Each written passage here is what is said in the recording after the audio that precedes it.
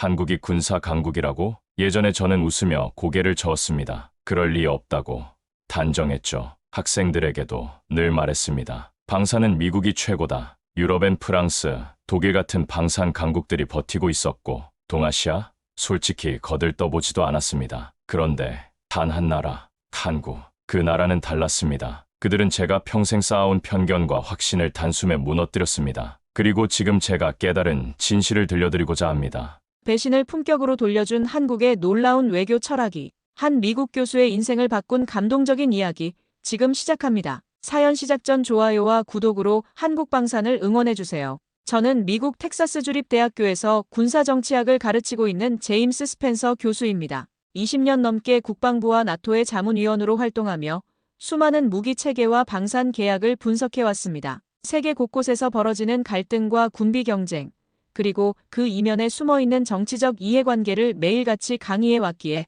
웬만한 사건엔 이제 놀라지도 않게 되었습니다. 하지만 불과 몇 달 전, 저는 제 강의실에서 학생들에게 했던 말을 조용히 지워야 했습니다. 제가 그렇게 확신하던 판단이 너무나 품위 있는 방식으로 뒤집혔기 때문입니다. 대학에서의 제 일상은 매우 규칙적이었습니다. 매주 화요일과 목요일에는 현대 군사외교론을, 월요일과 수요일에는 국제안보와 방산정책을 강의했습니다. 금요일에는 대학원 세미나를 진행하며 주말에는 국방부나 나토에서 요청하는 정책 분석, 보고서를 작성하는 것이 제 삶의 전부였습니다. 20년 동안 이런 생활을 반복하면서 저는 세계 각국의 군사, 정책과 방산 산업에 대해 나름대로 확고한 견해를 갖게 되었습니다. 특히 아시아 지역의 방산 산업에 대해서는 더욱 그랬습니다. 일본은 기술력은 뛰어나지만 평화헌법의 제약으로 수출에 한계가 있고 중국은 규모는 크지만 서방 기술에 대한 의존도가 높으며 한국은 최근 급성장하고 있지만 아직 전체적인 시스템 관리 능력에는 의문이 있다는 것이 제 평가였습니다. 이런 판단은 제 강의와 논문, 그리고 정책 자문에서 일관되게 유지되어 왔습니다. 사건의 시작은 폴란드와 한국 간의 대규모 방산 계약이었습니다. K2 흑표 전차, K9 자주포, FA50 경공격기 등 아시아 국가 중에서는 보기 드물게 첨단 무기 수출 계약을 성사시킨 한국의 행보는 분명 놀라운 일이었습니다. 총 계약 규모만 해도 200억 달러에 육박하는 대형 딜이었고 이는 한국이 명실상부한 방산 수출 강국으로 부상했음을 의미하는 것이었습니다. 하지만 그때의 저는 회의적인 시선을 거두지 못했습니다. 기술력은 인정하지만 과연 한국이 그 복잡하고 민감한 기술 보호 체계를 제대로 관리할 수 있을까? 저는 그렇게 생각했습니다. 제가 우려했던 것은 단순한 기술적 문제가 아니었습니다. 현대의 방산 수출은 단순히 무기를 파는 것이 아니라 국가 간의 전략적 신뢰관계를 구축하는 일이었습니다. 특히 첨단 무기 기술은 자칫 제3국으로 유출될 경우 원래 공급국의 안보에도 심각한 위협이 될 수 있었습니다. 따라서 기술 보안과 수출 통제는 방산 거래에서 가장 중요한 요소 중 하나였습니다. 한국이 과연 이런 복잡한 국제적 이해관계를 제대로 관리할 수 있을지에 대한 의문이 있었던 것입니다. 며칠 후 우려는 현실이 되는 듯 했습니다. 몇몇 군사 전문 매체와 분석 보고서에 따르면 폴란드 측에서 계약된 기술 일부가 독일의 방산 협력 과정에 활용되었을 가능성이 제기되었기 때문입니다. 특히 K2 전차의 레이더 관련 설계 일부가 비공식적 회의에서 거론됐다는 정황은 저를 더욱 단단히 확신하게 만들었습니다. 이는 명백한 기술 유출 사례로 보였고 한국의 기술 보안 체계에 심각한 문제가 있음을 시사하는 것 같았습니다. 역시 저는 속으로 그렇게 생각했습니다. 제가 오랫동안 우려해왔던 일이 현실이 된 것 같았습니다. 아무리 뛰어난 기술을 가지고 있어도 그것을 제대로 보호하고 관리할 수 있는 시스템이 없다면 의미가 없다는 것이 제 지론이었습니다. 한국이 바로 그런 사례가 될 것 같았습니다. 그날 제 강의실에서 저는 학생들에게 이렇게 말했습니다. 기술은 무기보다 취약합니다. 기술이 유출되면 그 국가는 신뢰를 잃습니다. 한국은 좋은 무기를 만들었지만 신뢰의 체계를 구축하지 못한 나라일지도 모릅니다. 제 말에 고개를 끄덕이던 학생들도 있었고 조심스럽게 한국의 대응을 지켜보자는 의견을 내는 이도 있었습니다. 그러나 저는 단호했습니다. 무기 수출은 계약이 아니라 신뢰입니다. 한국은 지금 그 시험대에 올랐습니다. 제 강의를 듣던 학생들 중에는 군사학을 전공하는 이들이 많았습니다. 그들은 장차 미군이나 국방부에서 일할 예정이었고 제 강의 내용은 그들의 세계관 형성에 중요한 영향을 미칠 것이었습니다. 따라서 저는 더욱 신중하게 그리고 확신을 가지고 제 견해를 전달했습니다. 한국의 기술 유출 사례는 신흥 방산국들이 가진 구조적 한계를 보여주는 대표적인 사례라고 평가했습니다. 하지만 그때 저는 전혀 알지 못했습니다. 그 시험을 어떻게 통과하느냐에 따라 한국과의 품격이 얼마나 다르게 드러날 수 있는지를 말입니다. 며칠 후 저는 우연히 한국과 폴란드가 2차 방산 계약을 논의 중이라는 기사를 접했습니다. 처음엔 믿기지 않았습니다. 기술 유출 의혹이 채 수습되지도 않았는데 어떻게 또 계약을 논의할 수 있단 말입니까? 저는 그 기사를 읽고도 한참을 멍하니 앉아 있었습니다. 머릿속에 가장 먼저 떠오른 건 한국이 왜 아무 말도 하지 않는 걸까? 라는 의문이었습니다. 일반적으로 이런 상황에서 기술 공급국이 취하는 대응은 명확했습니다. 공식적인 항해, 언론을 통한 압박, 그리고 필요시 계약 중단까지도 고려하는 것이 통상적인 절차였습니다. 제가 지금까지 관찰해온 대부분의 방산 분쟁 사례가 그랬습니다. 미국이 F-35 기술 유출을 우려하여 터키와의 계약을 중단한 사례나 독일이 레오파드 전차 기술 보호를 위해 제3국 수출을 제한한 사례들을 보면 선진 방산국들은 자국 기술 보호에 매우 민감하게 반응합니다. 그런데 한국의 반응은 이상할 정도로 조용했습니다. 공식적인 항의 성명도 없었고 언론을 통한 압박도 없었습니다. 심지어 정부 차원에서 이 문제에 대한 공식적인 입장 표명조차 없었습니다. 처음에는 한국 정부가 사태를 파악하지 못하고 있는 것 아닐까 하는 생각도 들었습니다. 하지만 한국의 정보 수집 능력을 고려할 때 그럴 가능성은 낮았습니다. 솔직히 말씀드리자면 저는 한국이 외교적으로 침묵하는 이유를 정치적 계산이나 체면치레 정도로 생각했습니다.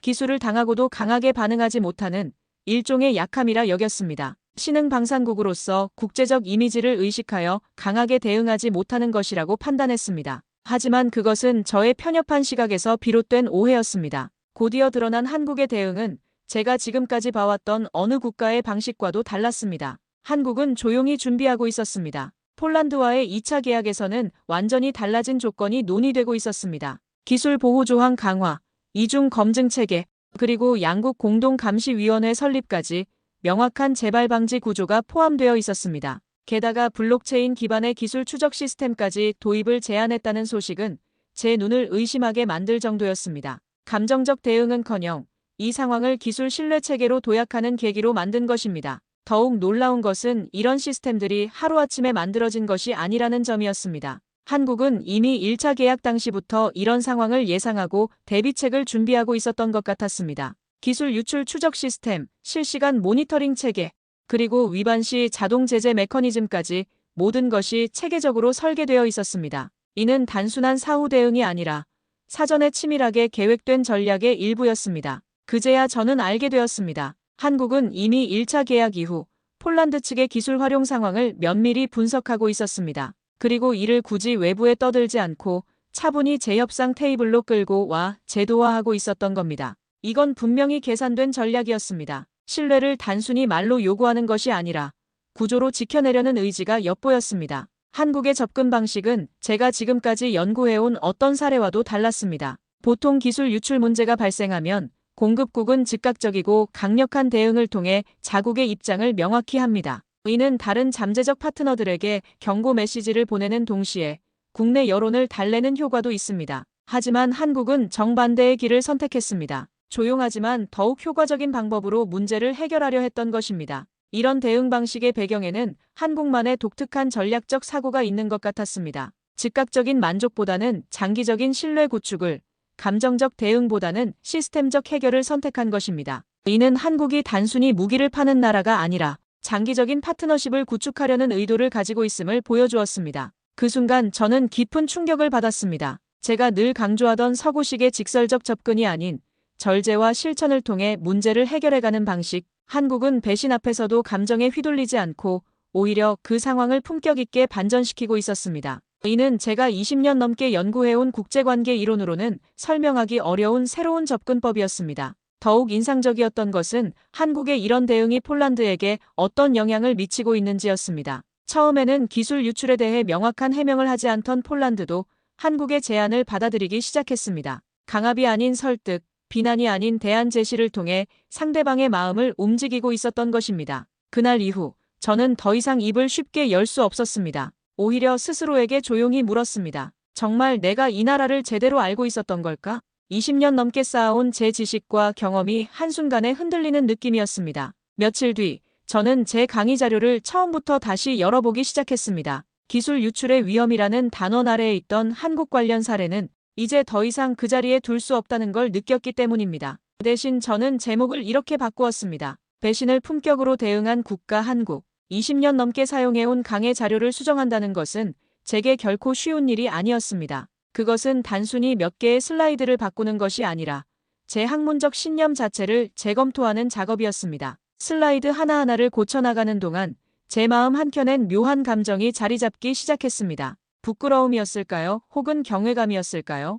분명한 것은 제가 그토록 단정지었던 신뢰의 조건이 완전히 바뀌고 있었다는 것입니다. 저는 늘 강한 국가는 배신 앞에서 단호하게 대응해야 한다고 가르쳐왔습니다. 그러나 한국은 달랐습니다. 함부로 분노하지 않았고 스스로의 품위를 잃지 않았으며 시스템으로 신뢰를 회복해냈습니다. 제가 가장 먼저 수정한 것은 국제분쟁 대응 유형 분류였습니다. 기존에는 강경 대응형, 협상 해결형, 회피형 등으로 분류했었는데 한국의 사례는 어디에도 맞지 않았습니다. 새로운 카테고리가 필요했습니다. 건설적 해결형이라고 명명했습니다. 문제를 회피하지도 않고 감정적으로 대응하지도 않으면서 오히려 그 문제를 더 나은 시스템을 만드는 기회로 활용하는 방식 말입니다. 저는 회의적으로 바라보던 2차 계약 협상의 전말을 하나하나 분석했습니다. 그 안엔 분명히 정치도 외교도 국방도 아닌 사람 사이의 약속을 지키려는 진심이 담겨 있었습니다. 한국은 그 누구보다도 철저하게 폴란드의 행동을 알고 있었지만 끝까지 감정적으로 흔들리지 않았습니다.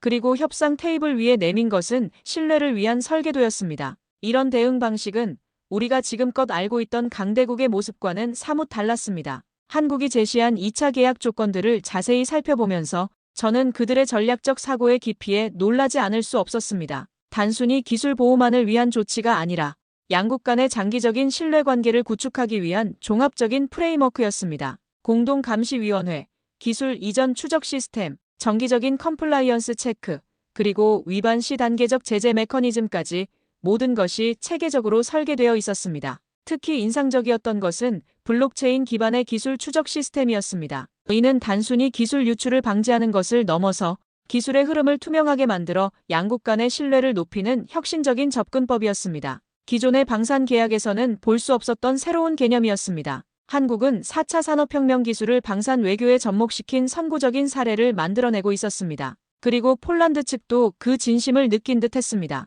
그들은 공개적으로 사과하지는 않았지만 한국이 제시한 보호 조건을 전면 수용했습니다. 기술 유출과 관련된 이슈를 계약 해석의 차이라는 언급으로 정리하면서도 실질적인 이행 조치를 통해 한국의 신뢰에 응답한 것입니다. 그것은 하나의 결과보다도 두 나라 사이에 새로운 기준의 신뢰 구조가 만들어지고 있다는 신호였습니다. 폴란드의 변화된 태도는 한국의 접근 방식이 얼마나 효과적이었는지를 보여주는 증거였습니다. 만약 한국이 처음부터 강경하게 나갔다면 폴란드는 방어적인 자세를 취했을 것이고 양국 관계는 악화되었을 가능성이 높았습니다. 하지만 한국의 품격 있는 대응은 폴란드로 하여금 스스로 문제를 인식하고 해결 방안을 모색하게 만들었습니다. 이 과정에서 저는 국제관계에서 품격이라는 요소가 얼마나 중요한지를 새롭게 깨달았습니다. 기존의 국제관계 이론에서는 주로 힘의 균형, 경제적 이익, 전략적 가치 등이 주요 변수로 여겨졌습니다. 하지만 한국의 사례는 품격이 때로는 이런 전통적인 요소들보다 더 강력한 영향력을 발휘할 수 있음을 보여주었습니다.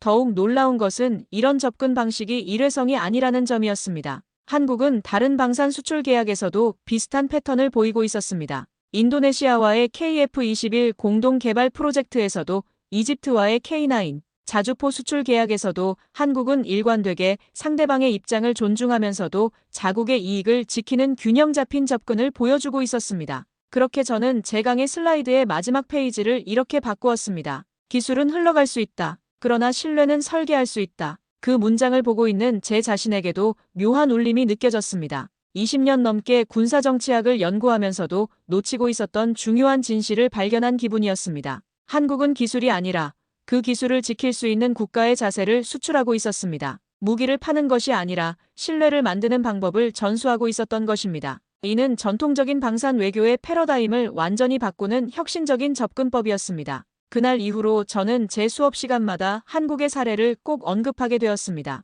학생들은 처음엔 의아해했습니다. 기술 유출 논란이 있었던 나라 아닌가요?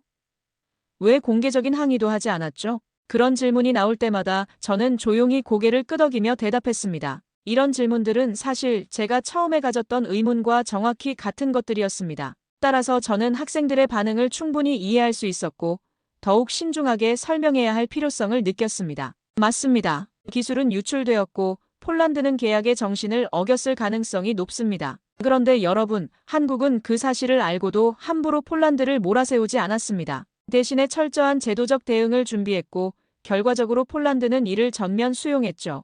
이게 바로 품격 있는 대응입니다. 학생들 중 일부는 여전히 의문스러운 표정을 지었습니다. 군사학을 전공하는 학생들에게는 강력한 대응이 더 자연스럽게 느껴질 수밖에 없었습니다. 특히 미국의 교육 환경에서 자란 학생들은 명확하고 직접적인 의사표현을 선호하는 경향이 있었습니다. 따라서 한국의 우회적이고 절제된 접근 방식은 그들에게 다소 이해하기 어려운 것일 수도 있었습니다. 하지만 저는 참을성 있게 설명을 계속했습니다. 여러분이 만약 폴란드 입장이라면 어떨까요? 한국이 공개적으로 비난하고 압박했다면 여러분은 어떤 기분이 들었을까요? 아마도 방어적인 자세를 취하고 더 이상의 협력은 어려워졌을 것입니다. 하지만 한국은 다른 길을 선택했습니다. 상대방의 체면을 살려주면서도 실질적인 문제 해결을 위한 시스템을 구축한 것입니다. 학생들은 조금씩 고개를 끄덕이기 시작했습니다. 그리고 저는 그때마다 덧붙였습니다. 신뢰는 상대가 잘할 때 지켜지는 것이 아닙니다. 신뢰는 상대가 잘못했을 때 우리가 어떻게 반응하느냐에 달려 있습니다. 한국은 그 본보기를 보여준 나라입니다. 특히 인상적이었던 것은 대학원 세미나에서 벌어진 토론이었습니다. 한 학생이 그렇다면 한국의 대응이 약함의 표현일 수도 있지 않냐는 질문을 던졌습니다. 이는 매우 날카로운 지적이었고 저 역시 처음에는 비슷한 생각을 했었기 때문에 충분히 이해할 수 있는 관점이었습니다. 저는 잠시 생각한 후 이렇게 답했습니다. 그렇게 볼 수도 있습니다. 하지만 결과를 보세요. 한국은 폴란드와의 관계를 단절시키지 않았을 뿐만 아니라 오히려 더 강화시켰습니다. 그리고 동시에 국제적으로 신뢰할 수 있는 파트너라는 이미지를 구축했습니다. 이것이 약함의 결과일까요? 아니면 전략적 강함의 결과일까요? 사실 저 자신도 놀랐습니다. 불과 몇 달 전까지만 해도 저는 한국을 기술은 뛰어나지만 관리 체계가 약한 나라로만 보았습니다. 그러나 이제 제 인식은 완전히 달라졌습니다. 그들은 단지 무기를 만드는 나라가 아니었습니다. 상대를 정죄하지 않으면서도 신뢰를 되찾기 위한 구조를 만들어내는 힘을 가진 나라였습니다.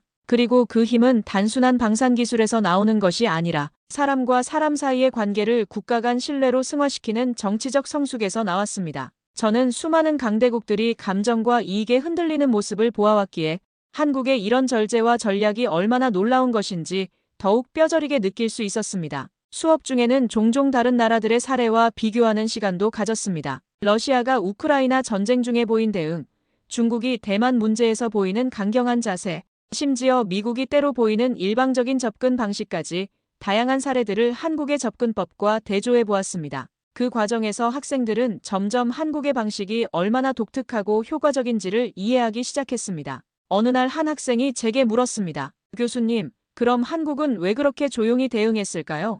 그냥 강하게 항의하면 안 됐나요? 저는 잠시 말을 멈췄다가 이렇게 대답했습니다. 왜냐하면 한국은 지금 당장의 분노보다 미래의 신뢰를 선택한 나라였기 때문입니다. 그리고 그건 강한 나라만이 할 수 있는 결정입니다. 이런 대화를 나누면서 저는 학생들뿐만 아니라 제 자신도 변화하고 있음을 느꼈습니다. 20년 넘게 가져온 기존의 관점들이 조금씩 확장되고 있었고 새로운 시각으로 국제관계를 바라보게 되었습니다. 특히 강함이라는 개념에 대한 제 이해가 근본적으로 바뀌었습니다. 강함이란 단순히 군사력이나 경제력의 크기가 아니라 위기 상황에서 보여주는 품격과 지혜라는 것을 깨달았습니다. 한국이 보여준 것이 바로 그런 종류의 강함이었습니다. 감정에 휘둘리지 않고 장기적인 관점에서 최선의 선택을 할 수 있는 능력, 그것이야말로 진정한 국력이라는 생각이 들었습니다. 그렇게 제 강의의 중심축은 어느새 한국이라는 국가의 대응 철학으로 이동해 있었습니다. 학생들에게 단지 군사무기의 성능이나 전략을 가르치는 것만으로는 부족하다는 걸 저 자신이 깨달았기 때문입니다.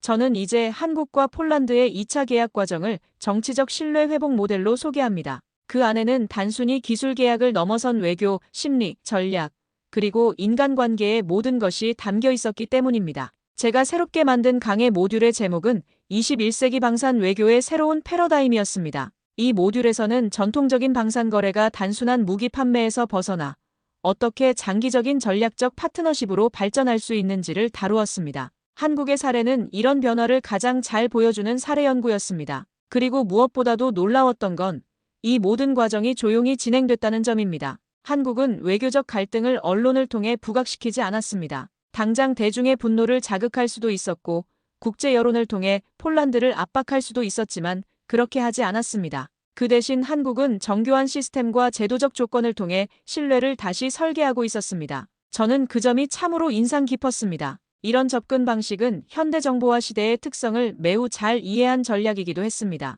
소셜미디어와 24시간 뉴스 사이클이 지배하는 시대에 성급한 대응은 오히려 상황을 악화시킬 수 있습니다. 한국은 이런 환경에서 어떻게 신중하고 전략적으로 대응해야 하는지를 보여주는 모범 사례를 만들어냈습니다. 우리는 흔히 강한 나라를 큰 소리를 내는 나라라고 생각합니다. 하지만 저는 이제 믿게 되었습니다. 진짜 강한 나라는 배신당했을 때 분노로 반응하는 것이 아니라 품격과 전략으로 대응하는 나라입니다. 한국은 바로 그런 나라였습니다. 이는 제가 지금까지 연구해온 국제관계 이론의 근본적인 가정들을 재검토하게 만드는 계기가 되었습니다. 폴란드의 입장도 조심스럽게 변해갔습니다. 그들은 처음엔 기술 유출에 대해 분명하게 해명하지 않았지만 점차 한국의 요구를 받아들이고 2차 계약 조건을 전면 수용했습니다. 심지어 일부 방산 시스템의 공동 개발까지 제안하는 움직임도 보였습니다. 그것은 명백한 메시지였습니다. 한국의 신뢰 전략이 통했다는 것, 그리고 그 전략이 새로운 국제적 기준이 될 수 있다는 신호였습니다.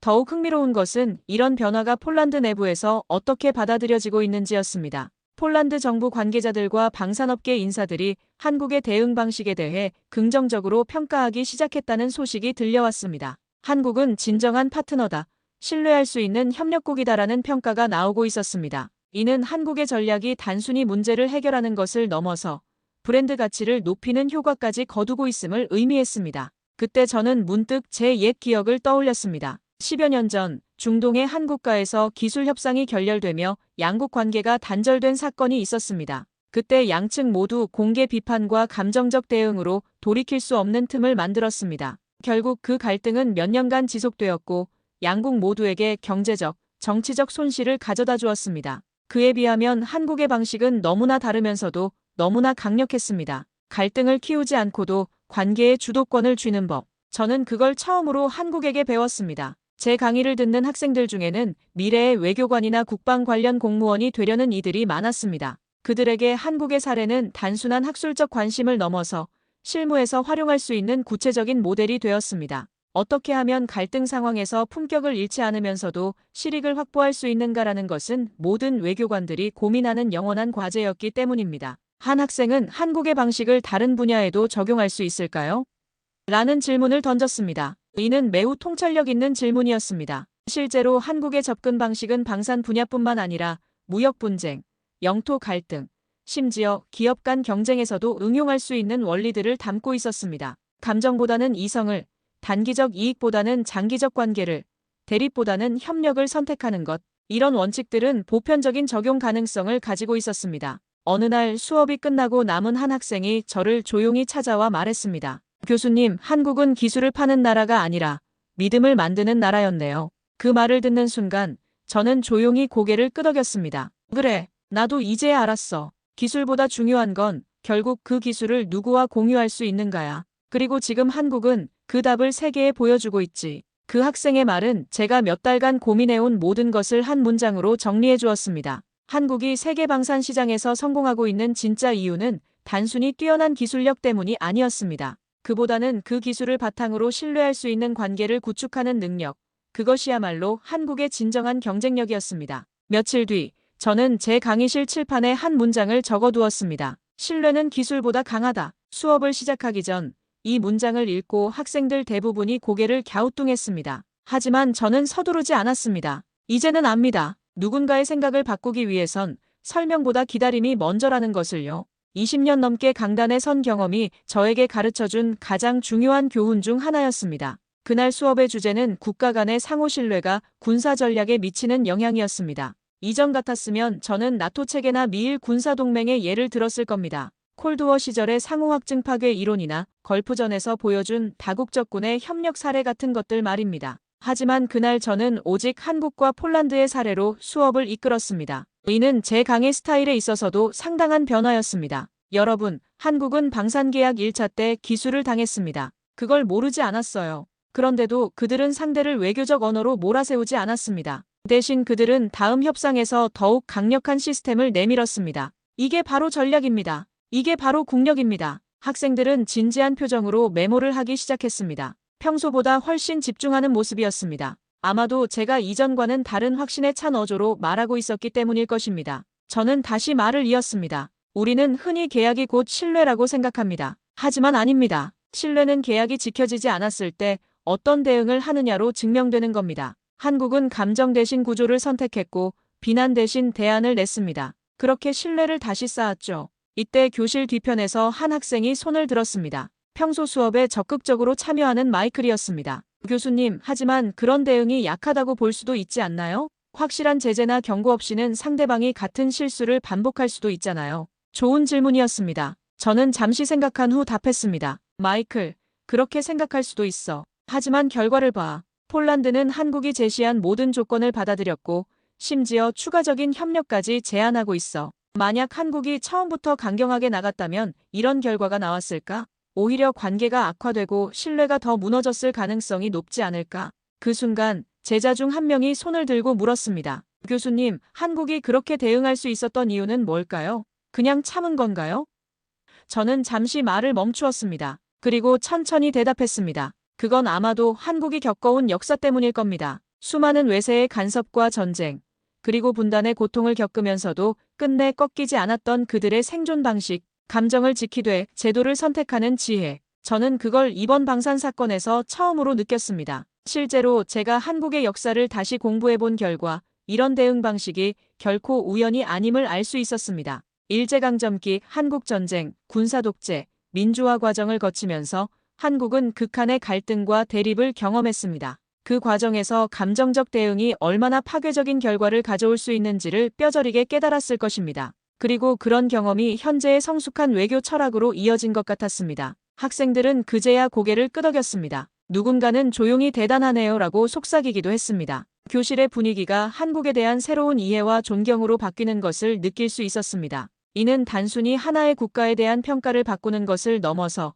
국제관계를 바라보는 관점 자체를 확장시키는 경험이었습니다. 강의가 끝나고 한 학생이 제게 다가와 말했습니다. 교수님, 저는 앞으로 군사 외교를 공부하고 싶어요. 한국처럼 신뢰를 설계할 수 있는 나라가 되고 싶습니다. 그 말을 들은 순간 제 가슴 어딘가가 먹먹해졌습니다. 처음 이 사건을 접했을 때만 해도 저는 단순한 기술 거래의 실패라고 생각했었습니다. 하지만 이제는 압니다. 그것은 한국가가 보여준 조용한 승리였고 신뢰를 지키는 품격이란 무엇인가를 일깨워준 순간이었다는 걸요. 그 학생의 말은 저에게 깊은 감동을 주었습니다. 제가 20년 넘게 강의를 해온 목적이 바로 이것이었습니다. 학생들이 단순히 지식을 암기하는 것이 아니라 그 지식을 통해 더 나은 세상을 만들고자 하는 의지를 갖게 되는 것. 한국의 사례가 바로 그런 영감을 주고 있었습니다. 수업이 모두 끝난 후 저는 혼자 교실에 남아 칠판에 적어둔 문장을 다시 바라보았습니다. 신뢰는 기술보다 강하다. 이 간단한 문장이 이제는 제 학문적 신념의 핵심이 되어 있었습니다. 그리고 이 신념을 통해 저는 국제관계와 방산 정책을 완전히 새로운 시각으로 바라보게 되었습니다. 그날 저녁, 저는 오랫동안 연구실에 머물며 새로운 논문의 초고를 작성하기 시작했습니다. 제목은 신뢰 중심 방산 외교 한국 모델의 이론적 함이었습니다. 이 논문에서 저는 한국의 사례를 통해 21세기 방산 외교의 새로운 패러다임을 제시하고자 했습니다. 그날 저녁, 저는 오랜만에 제 연구실 책상 앞에 앉았습니다. 문득 지난 20여 년간 정리해둔 군사 외교 관련 논문과 보고서들을 꺼내보게 되었습니다.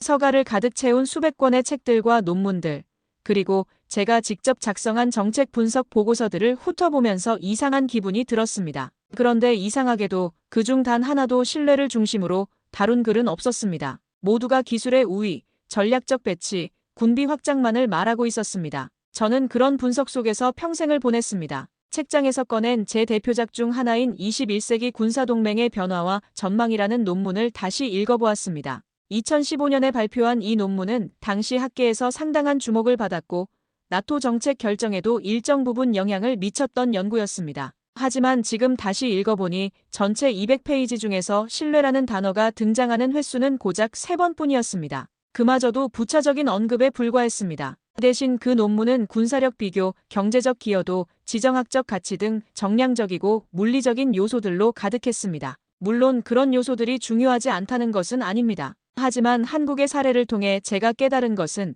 이런 하드파워 못지않게 중요한 것이 바로 소프트파워, 특히 신뢰라는 무형의 자산이라는 점이었습니다. 그리고 한국을 통해 제가 새롭게 배우게 된 것은 군사력도 외교 전략도 결국은 신뢰라는 단어 하나로 귀결된다는 사실이었습니다. 한국은 폴란드의 실책을 끝까지 추궁하지 않았습니다. 분명 억울했을 겁니다. 기술이 유출된 정황이 있었고 그 여파로 국제 신뢰도가 흔들릴 수 있는 위기 상황이었으니까요. 하지만 그들은 절대로 감정적으로 반응하지 않았습니다. 제가 다시 검토해본 다른 사례들과 비교해보면 한국의 이런 대응이 얼마나 예외적인지를 알 수 있었습니다. 2019년 터키가 S-400 미사일 시스템을 러시아로부터 도입했을 때 미국은 즉시 F-35 프로그램에서 터키를 배제시켰습니다. 2020년 독일이 노드스트림 2 파이프라인 건설을 강행했을 때도 미국은 관련 기업들에 대한 제재를 가했습니다. 이런 사례들은 모두 즉각적이고 강력한 대응의 전형이었습니다. 그 대신 한국은 미래를 선택했습니다. 차분하게 자료를 모으고 조용히 2차 계약 테이블을 준비하며 이전보다 훨씬 더 강력한 기술 보호 장치를 마련해 제시했습니다. 그 태도는 한편으로는 너무 조용해서 보이지 않았지만 그래서 더욱 강력한 울림으로 다가왔습니다. 이는 동양의 고전 철학에서 말하는 부쟁 즉 다투지 않으면서 이기는 지혜와도 통하는 면이 있었습니다. 연구실 벽에 걸린 세계 지도를 바라보면서 저는 각 국가들 간의 관계를 새로운 시각으로 바라보게 되었습니다. 기존에는 주로 군사력이나 경제력의 크기로 국가들을 분류했었는데 이제는 신뢰지수라는 새로운 기준이 필요하다는 생각이 들었습니다. 한국은 분명히 이 새로운 기준에서 상위권에 위치할 것입니다. 이 과정 속에서 저는 강한 나라란 무엇인가를 다시 정의하게 되었습니다. 단순히 무기를 많이 가진 나라, 목소리를 높이는 나라가 아니라 배신 앞에서도 신뢰의 균형을 잃지 않는 나라. 그것이 진정한 강국이라는 사실을 한국이 제게 가르쳐준 것입니다. 이는 클라우제비츠의 전쟁론이나 투키디데스의 펠로폰네소스 전쟁사에서도 찾아볼 수 없는 새로운 통찰이었습니다. 저는 책상 서랍에서 새 노트를 꺼내어 제목을 적었습니다. 신뢰 기반 국제관계 이론의 탐구. 그리고 첫 번째 사례 연구로 한국 폴란드 방산 협력 모델을 기록하기 시작했습니다. 이것이 앞으로 제 연구의 새로운 방향이 될 것 같았습니다. 며칠 뒤 군사학술지에 기고할 새 논문을 쓰기 시작했습니다. 제목은 이렇게 정했습니다. 배신을 품격으로 돌려준 한국, 신뢰의 새 기준을 세우다. 그리고 그 논문 서문에는 이렇게 적었습니다. 이 보고서는 한 미국 군사정치학자가 한국이라는 국가의 대응 방식에 감동받아 자신의 신념을 바꾸게 된 과정을 담고 있다. 한국은 기술을 넘어서 신뢰를 설계한 나라였다. 이 논문을 쓰면서 저는 과거 20년간의 연구를 새로운 렌즈로 재해석하게 되었습니다. 냉전 시대의 핵억지력도 걸프전의 첨단 무기 체계도 결국은 상호 간의 신뢰 또는 불신에 기반한 것들이었습니다. 하지만 기존 연구들은 이런 심층적인 동기보다는 표면적인 현상에만 주목했었습니다. 논문 작성 과정에서 가장 어려웠던 부분은 한국의 접근 방식을 기존의 국제관계 이론 틀 안에서 설명하는 것이었습니다. 현실주의 이론으로는 설명이 안 됐고 자유주의 이론으로도 부족했습니다. 구성주의적 접근이 가장 가까웠지만 그것도 완전하지는 않았습니다. 결국 저는 새로운 이론적 프레임워크가 필요하다는 결론에 도달했습니다. 이렇게 저는 새로운 눈으로 세계를 바라보게 되었습니다. 국방도 외교도 결국은 사람이 만드는 것이고 사람 사이의 관계가 만들어내는 감정의 결이 바로 국가 간 신뢰로 이어진다는 사실을 이제 저는 믿게 되었습니다. 한국이 제게 가르쳐준 이 교훈은 앞으로 제 학문적 여정의 나침반이 될 것입니다. 학기 마지막 수업이 끝난 날이었습니다. 평소보다 늦게까지 강의실에 남아 정리를 하고 있는데 조용히 한 학생이 다가와 말을 걸었습니다. 이름은 조슈아, 군사외교 전공을 희망하며 저를 유독 유심히 바라보던 학생이었습니다. 그는 학기 내내 제 강의에 가장 적극적으로 참여했던 학생 중 하나였고 특히 한국 관련 수업에서는 더욱 깊은 관심을 보였었습니다. 그는 잠시 머뭇거리다 이렇게 말했습니다. 교수님, 저는 요즘 한국이라는 나라를 다시 보게 됐어요. 처음엔 기술력만 좋은 나라라고만 생각했는데 교수님 수업을 들으면서 많이 바뀌었습니다. 조슈아의 말에서 진정성이 느껴졌습니다. 그는 단순히 좋은 성적을 받기 위해 교수의 환심을 사려는 것이 아니라 정말로 뭔가 깊은 깨달음을 얻은 것 같았습니다. 저는 미소 지으며 고개를 끄덕였습니다. 그래, 나도 그랬단다. 처음엔 그저 아시아의 새로운 기술 강국이라고만 봤지만 그들의 대응을 보고 나서는 단순한 기술이 아닌 신뢰의 전략을 갖춘 나라임을 느꼈지. 제 대답을 들으며 조슈아는 더욱 진지한 표정을 지었습니다. 그의 눈빛에서 학문적 호기심과 함께 미래에 대한 진지한 고민이 엿보였습니다. 조슈아는 조금 망설이다 조심스럽게 다시 물었습니다. 근데요, 교수님, 그럼 배신을 당하고도 아무 말 없이 품위 있게 대응하는 게 정말 이기는 걸까요? 그렇게 참는 게 강한 건가요? 그 질문을 듣는 순간 저는 한참 동안 대답을 하지 못했습니다. 조슈아의 물음은 단지 한국의 대응을 묻는 것이 아니었습니다. 그것은 제가 평생 동안 쌓아온 군사 이론과 전략, 그리고 강함이라는 정의 자체를 다시 묻게 하는 질문이었습니다. 실제로 이는 현대 국제관계에서 가장 근본적인 질문 중 하나였습니다. 힘의 논리가 지배하는 국제사회에서 도덕성과 품격이 과연 얼마나 의미가 있는가? 이런 철학적 고민은 투키디데스 시대부터 현재까지 이어져 내려온 영원한 딜레마였습니다. 미국의 네오콘 진영과 리버럴 진영 간의 외교 정책 논쟁도 결국은 이런 근본적인 가치관의 차이에서 비롯되는 것이었습니다. 조용히 자리에 앉아 저는 조슈아를 바라보며 천천히 말했습니다. 조슈아, 배신 앞에서 감정을 표출하는 건 쉽습니다. 비난하고 외치고 거래를 끊는 것, 그건 누구나 할 수 있죠. 하지만 품위를 잃지 않고 오히려 상대가 부끄러움을 느끼도록 만드는 방식은 정말 강한 자만이 선택할 수 있는 길입니다. 저는 잠시 멈췄다가 창밖을 바라보며 계속했습니다. 그리고 그런 대응은 단순히 도덕적 우위를 점하는 것을 넘어서 실질적인 전략적 이득도 가져다 줍니다. 그리고 저는 덧붙였습니다. 한국은 그 어려운 길을 걸었습니다. 그리고 결과적으로 신뢰의 주도권을 스스로 쥐게 되었죠. 나는 그것을 보고 이긴다는 말의 의미를 다시 생각하게 되었어요. 그건 이기고 지는 문제가 아니라 무너진 신뢰 위에 다시 다리를 놓을 수 있는 품격의 능력입니다. 조슈아의 표정이 점점 진지해졌습니다. 그는 제 말을 곰곰이 생각하더니 이렇게 말했습니다. 교수님 말씀을 들으니 결국 가장 강한 것은 상대방으로 하여금 스스로 변화하고 싶게 만드는 힘이군요. 폴란드가 한국의 제안을 받아들인 것도 강요당해서가 아니라 스스로 그것이 옳다고 느꼈기 때문이죠. 조슈아의 통찰력에 저는 깊은 인상을 받았습니다. 그는 한국의 사례를 통해 권력의 본질에 대한 새로운 이해에 도달하고 있었습니다. 조슈아는 조용히 고개를 숙이며 말했습니다. 저도 그런 외교관이 되고 싶습니다. 총보다 사람을 먼저 생각하는 그런 국가를 만들 수 있는 외교관이요. 그 말을 들으며 제 마음엔 설명하기 힘든 울림이 찾아왔습니다. 이 수업이 단지 군사 이론을 가르친 것이 아니라 누군가의 마음을 바꾸는 시간이 되었음을 알게 되었기 때문입니다.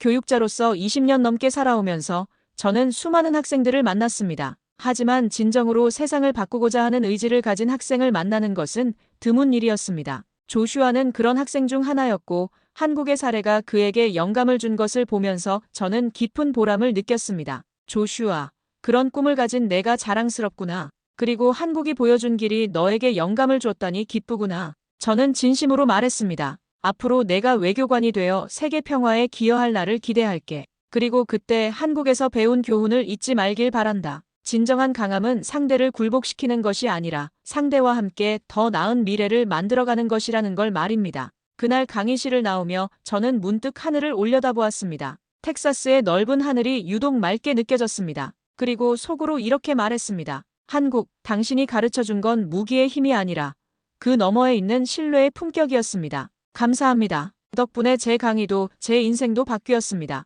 몇 주 후, 저는 새학기 강의 계획서를 작성하면서 새로운 과목을 개설하기로 결정했습니다. 과목명은 21세기 신뢰 외교론 한국 모델의 이해였습니다. 이 과목에서는 한국의 사례를 중심으로 현대 국제관계에서 신뢰의 역할과 중요성을 깊이 있게 다룰 예정이었습니다. 저는 또한 한국학연구소와의 협력을 통해 한국의 외교 철학에 대한 더 깊은 연구를 계획하고 있었습니다. 가능하다면 직접 한국을 방문해서 외교부 관계자들과 인터뷰를 해보고 싶었습니다. 그들의 사고방식과 의사결정 과정을 더 자세히 이해하고 싶었기 때문입니다. 한국이 세계에 보여준 것은 단순한 성공 사례가 아니었습니다. 그것은 21세기 국제관계의 새로운 패러다임을 제시하는 것이었습니다. 힘의 논리가 아닌 신뢰의 논리, 대립이 아닌 협력, 단기적 이익이 아닌 장기적 관계를 중시하는 새로운 외교 철학이었습니다. 그리고 이런 접근 방식이 실제로 효과를 거두고 있다는 것을 입증해 보였습니다. 저는 이제 확신합니다. 한국의 방식이 앞으로 더 많은 국가들에게 영감을 줄 것이고